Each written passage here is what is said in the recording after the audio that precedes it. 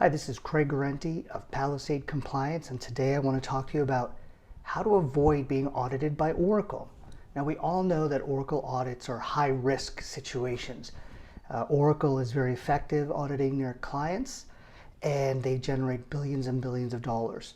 Even if you go through an Oracle audit and you don't owe Oracle any money at the end, the process of managing and dealing with that audit can be not only stressful, time-consuming, but it just distracts you from your core business. So the best audit is one that doesn't happen. And at Palisade Compliance, we have an amazing track record here.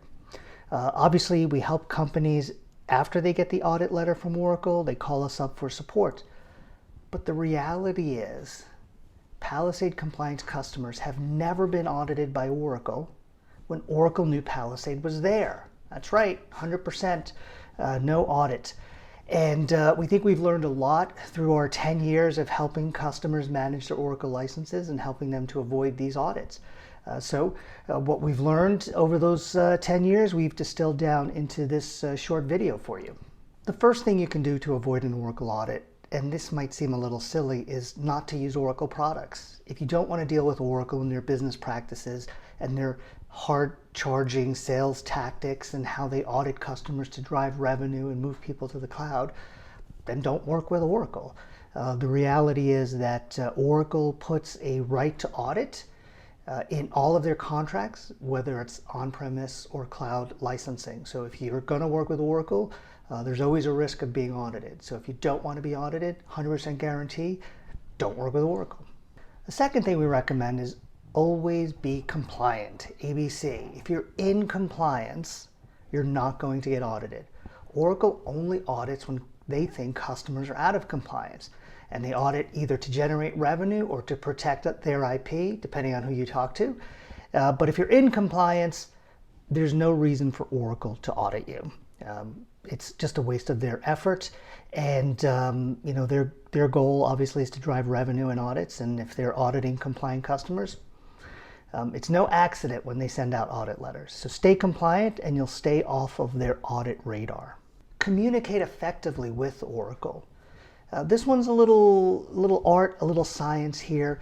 One of the easiest ways to get audited by Oracle is to break off all communication. When you're not informing Oracle what's happening and the fact that you're in control of your licenses and you're in compliance, if you start getting requests from Oracle salespeople or legal or even their audit team, if it's unofficial audits, and you just completely ignore them, your audit risk goes way up. So you want to communicate effectively. Don't tell them things that they don't need to know, and require them to follow the contractual protections that you have in your agreements. But completely cutting off communications from Oracle is a surefire way to increase your audit risk. Number 4 is have alternatives to Oracle technology and products and cloud services. If you're locked into Oracle and there's no way for you to escape technically, much higher risk that you're going to get audited. You'd think that if you're a really good customer for a vendor and you have standardized on their platform, that your audit risk would go down. But not so much with Oracle. We've seen way too many cases where customers were sort of embedded into the Oracle ecosystem with no alternatives, and then they get a new sales rep and they're trying to drive revenue, so they issue the audit letter. They know that you can't just turn off the Oracle solutions and move to something else, and you're kind of stuck. So have flexibility and options and alternatives. And the 5th and final suggestion for you to avoid an Oracle audit is don't ask to be audited by Oracle.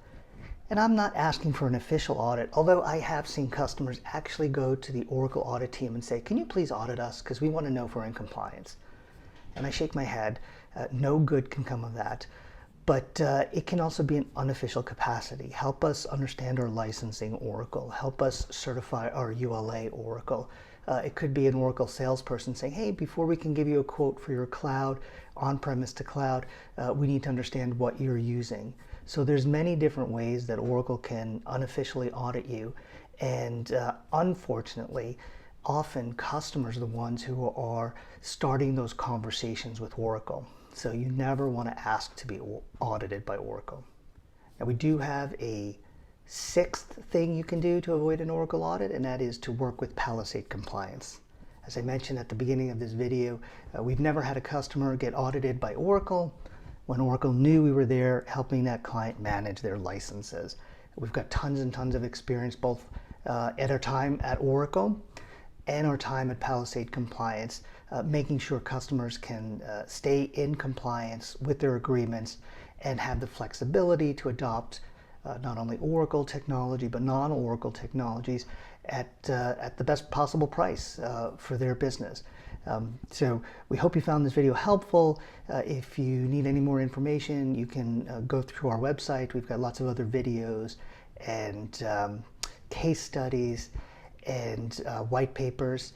And if you want some help managing your Oracle licenses, if you are worried about an Oracle audit, or if in fact you are being audited by Oracle, please reach out to us directly at info@Palisade Compliance. We would love to have that conversation with you, learn about your situation with Oracle, and talk to you about how we might be able to help you.